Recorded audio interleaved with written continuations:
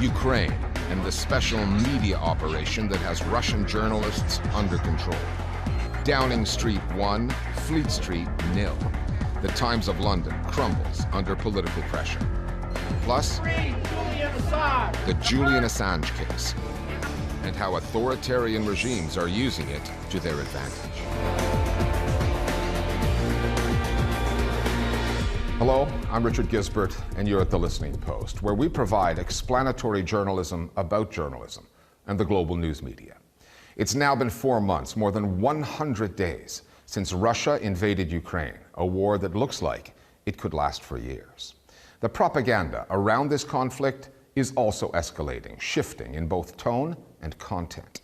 In Russia, independent journalism has all but disappeared, clearing the way for the Kremlin's narrative to go unopposed. State-controlled television channels and newspapers serve as the Putin government's messengers. They've got the country on a war footing while maintaining the rhetorical illusion that Russian forces aren't even in a war, just a special military operation. And they are mocking the parade of Western leaders making visits to the Ukrainian capital. Our starting point this week is Kiev.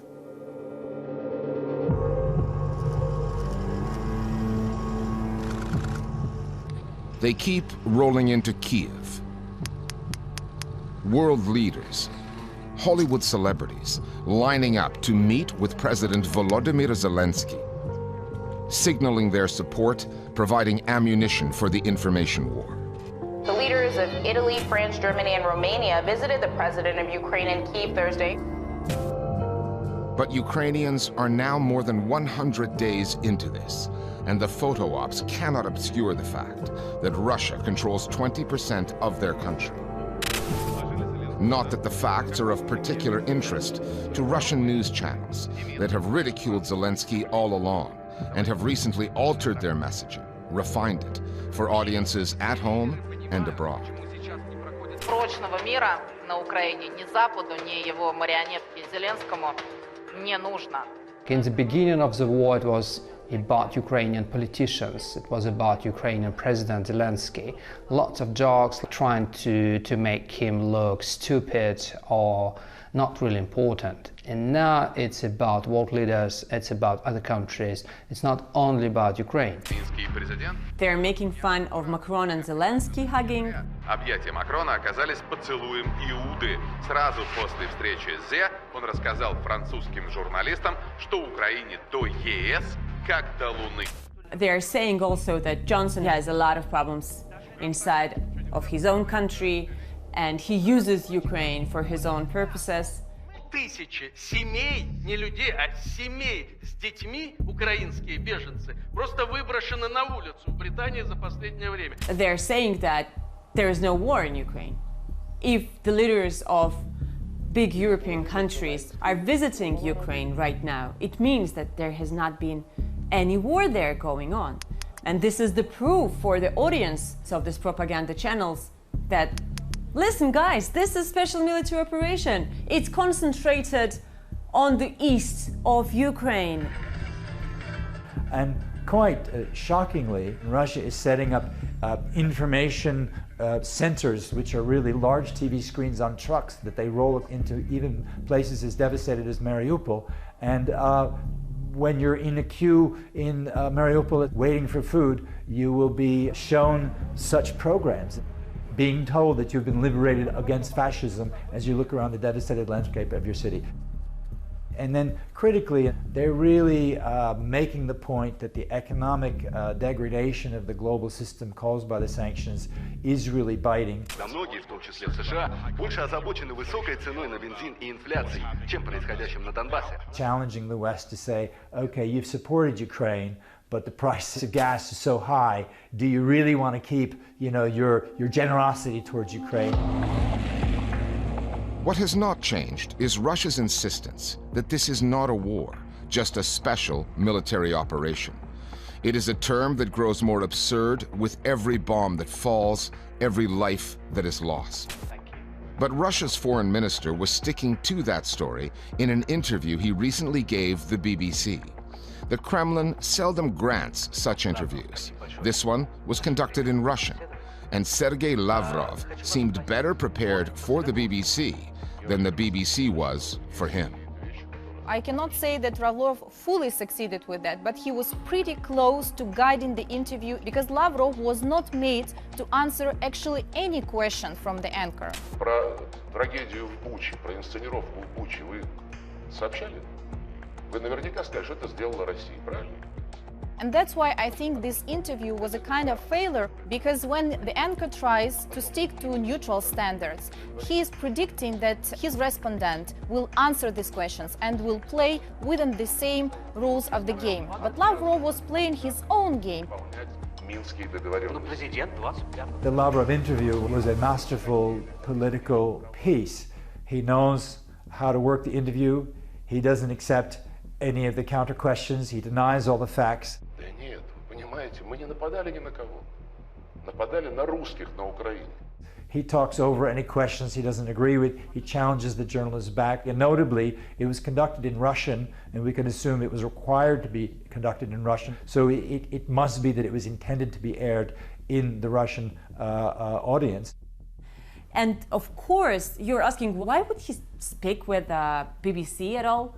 I would tell you, this is for Russian propaganda channels, Telegram channels, and other media organizations connected with Kremlin, to quote Lavrov and to show Russians how strong and smart and authoritative he is. Результатов ударов по жилым кварталам официальные СМИ на Западе, как показал разговор, по-прежнему видеть не хотят. And they are now laughing at BBC and adoring Sergei Lavrov, one of the main faces of this terrible war.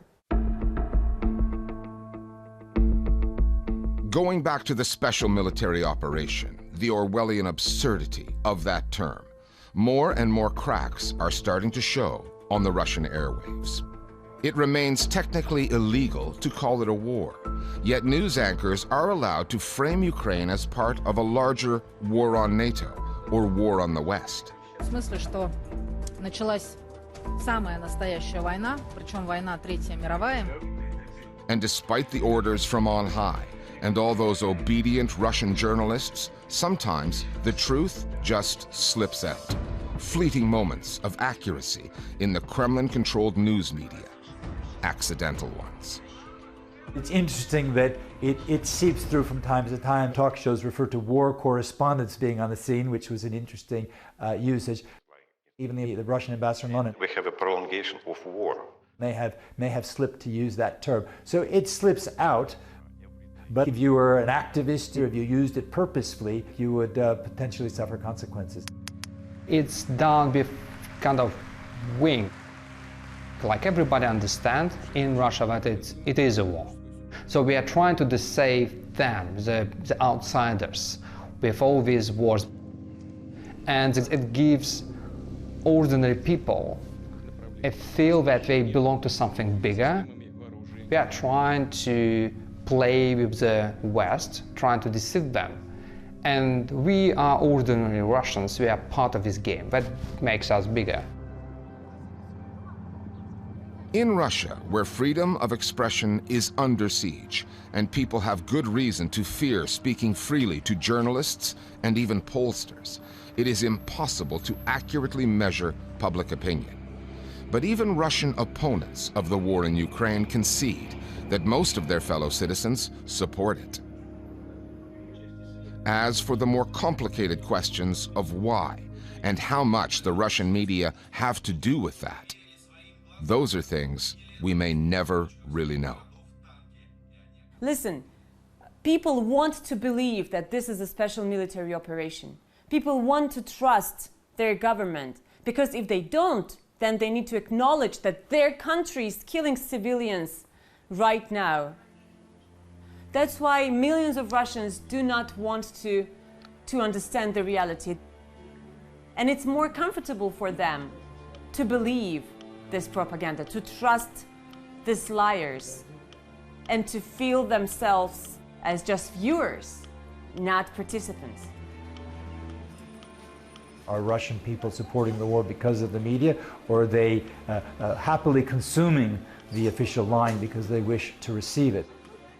Ukrainian friends, even they have said that the Russian state media is so harsh and ferocious that even they get dizzy over time when they listen to it and lose their bearings. I think there is still a light hope that the white Russian public will start doubting what is being delivered to them through official sources of information. The number of Russian soldiers coming back home dead will be critical, or when ordinary Russians will start feeling after effects of sanctions, they might start thinking at some point that the real picture of the war in Ukraine is different from what is being broadcasted on state TV channels. Now you see it, now you don't. An explosive news report is rippling across the world of British politics. It's the story of an illicit affair, corruption, scheming, and state censorship. Meenakshi Ravi is here with more.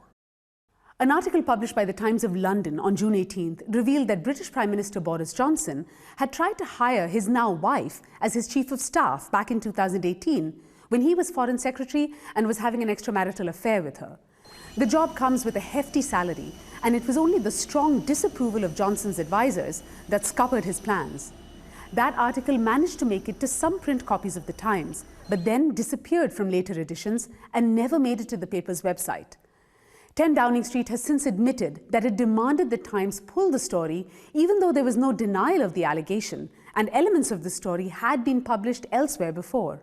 The Times has offered no explanation for why it caved to the demands of the Prime Minister's office, and the paper's readers are not letting this go. The comment sections across numerous other political articles have been jammed. Boris Johnson has been lurching from scandal to scandal, and British media outlets have broken numerous stories of prime ministerial parties during COVID lockdowns, corruption, infighting, and the erosion of government services. Johnson has survived, and the pushback from Downing Street against journalists has been aggressive, from not providing government representatives for media questioning, to ongoing pressure on news outlets like the BBC and Channel 4, to incidents like this. The Johnson government keeps going after the messengers. Thanks, Meena. It took a while, but the Me Too movement has finally come to the forefront in Greece. The threats faced by Greek women, from sexual harassment to domestic violence, are making headlines, including the ultimate form of gender violence, femicide, the intentional killing of women simply because they are women. 38 have been killed over the past 18 months, most often at the hands of current or ex-partners. Greece is one of Europe's most patriarchal societies, ranking dead last in the EU's Gender Equality Index, and that is reflected in the country's news media. The Listening Post's Flo Phillips now on femicide in Greece and the sometimes detrimental role that journalism has played there in the way such crimes have been reported. First came the pictures, a family in mourning. Then came the words spoken by the widowed husband.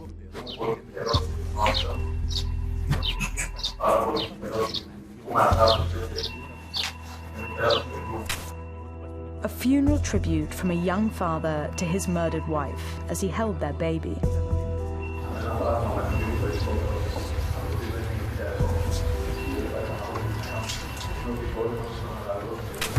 The baby's mother was a woman named Caroline Crouch, and as the story went, she was beaten and strangled to death in her Athens home by a gang of ruthless foreign robbers. It was a crime story made for television, with elements of glamour and gore almost too scripted to be believed, and the Greek media feasted on it.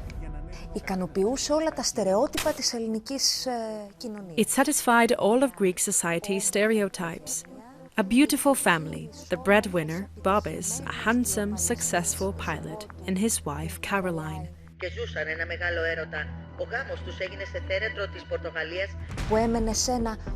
lived in a beautiful maisonette where they were bringing up their beautiful baby daughter. That would be enough to fulfill all societal norms of what a family should look like. But then, this perfect family is under attack by who? By armed foreign burglars. The Greek media turned that material into juicy content and the viewers into collective mourners. πέσανε όλοι από τα σύννεφα. Then everything came crashing down. It took 37 days for the real story to come out. Ομολόγησε ο σύζυγος της 20χρονης ότι εκείνος είναι ο δολοφόνος. The revelation that Crouch was in fact murdered by her own husband left Greeks reeling. And yet the mainstream media, they weren't ready to let go of their narrative. The coverage of the facts was problematic. There was a reporter on Sky TV who, after Babis had confessed to the murder, still referred to him as the alleged suspect. Ο φερόμενος ως δράστης, η συγκρότηση της προσωπικότητάς του δεν του επέτρεπε κάτι τέτοιο. Ίσα-ίσα λέει ο ίδιος που προσπάθησε να τον αναφέρει. She stated that at least he didn't cut her up. It was almost like he was giving the suspect an alibi instead of calling him out for this heinous crime. That happened because Babis was the son-in-law that everyone in Greek society wanted to have. It's just that he turned out to be a murderer. The more conservative wing of the Greek media were eager to justify his actions. Θες να γνωρίζω ότι η Καρολάιν είχε δηλώσει εκτός των άλλων, δεν είναι κεντρικό θέμα, ότι δεν της άρεσε από ένα σημείο και μετά κάτι δεν της άρεσε στη δουλειά του Μπάμπη. Suddenly, Caroline was depicted as a foreign woman, way too dynamic and vocal. Θα δείτε μια εγωιτευτική προσωπικότητα που θα αρχίσετε κι εσείς να είστε followers. And according to a TV psychologist, Babis was the one who had the ideal online profile that would get him many followers. Gender determines how the media research and report on a story, and it ends up being entirely confusing. It feels like mainstream media here often focus more on the woman, forgetting the actual criminal. The victim was pretty, she was a kind person, a young mother. Greek television usually chooses to stick to journalistic cliches. And by choosing not to refer to these killings as femicides, we end up with coverage that murders the victim for a second time.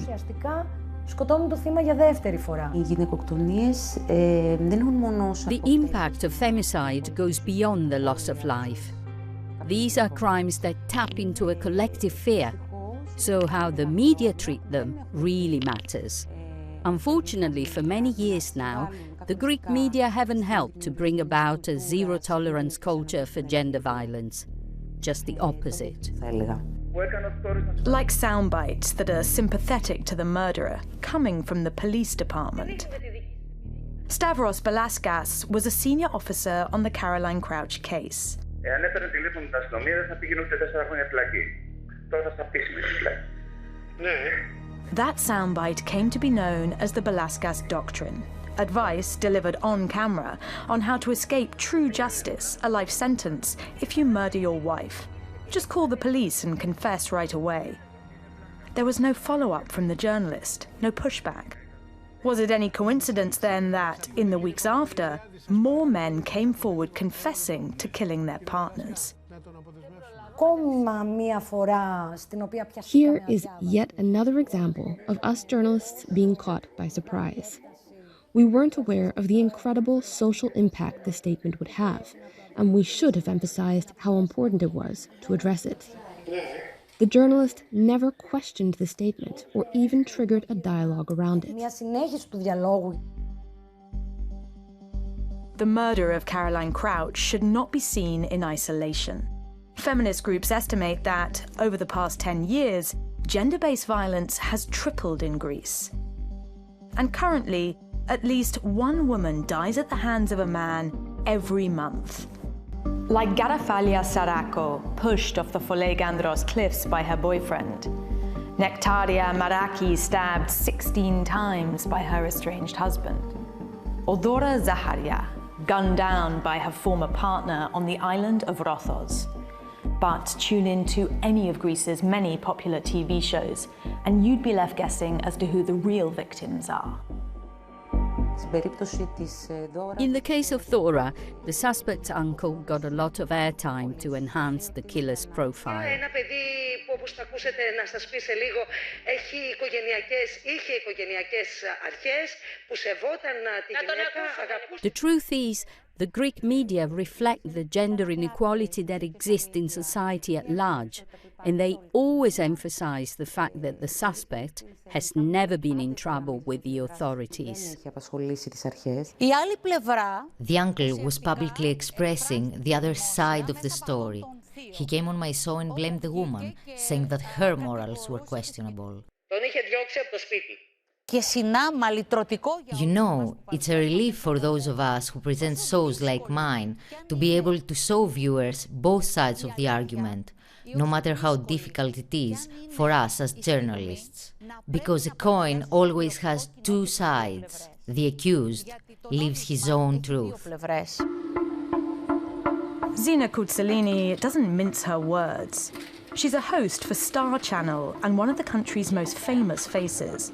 For more than 3 decades, she's been part of the Greek media establishment in a country where entrenched patriarchal views have been slow to change. I believe that if all women unite and support each other, men will follow. To some extent, we are to blame for this current situation. When I present femicide on my show, do you know what I observe? I observe that if the blame is placed on the woman, women stop watching while men continue. Women don't have the strength of character to face their own truths. It's very important to be able to look yourself in the eye and tell yourself, it's your fault that you are putting up with your husband. Please, let's not blame everything on the patriarchy.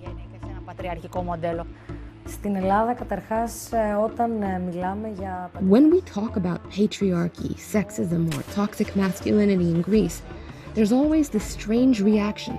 Sometimes it's laughter, but some women get abused for bringing these issues up, and they're never mentioned on Greek television. I actually don't think I've heard the word patriarchy used on Greek TV in years. As it happens, the word patriarchy comes from Greek, patriarchia. It means rule of the father, and covering women, the violence they suffer, remains a challenge for Greek news organizations with their culture of male dominance to this day. And finally, Julian Assange is one step closer to an American prison. The UK government has agreed to extradite the WikiLeaks co-founder. He faces a sentence of up to 175 years. Julian Assange is guilty of exposing American secrets, including war crimes in Afghanistan and Iraq, through classified documents that WikiLeaks published and then provided to news outlets around the world. Assange's backers have always maintained that this case is bigger than him, in that it sets a menacing precedent for journalism that is in the public interest. And the Assange case gives repressive regimes around the world a tailor-made talking point to use against their critics, including the US. Because if the Americans jail Assange for his work, why can't other political actors do the same to their journalists? We're leaving you now with a few examples of how those regimes play the Assange card whenever it suits them. And we'll see you next time here at The Listening Post.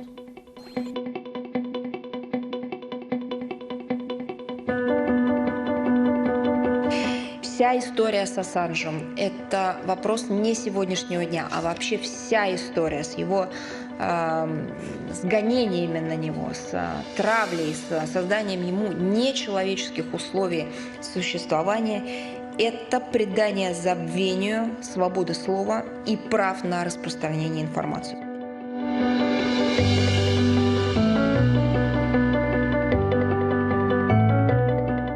In order to accuse me, saying that Armenians will not have free media here, let's talk about Assange. How many years he spent in Ecuadorian embassy, and for what? And where is he now? For journalistic activity. You kept that person hostage, actually killing him morally and physically. You did it, not us, and now he's in prison.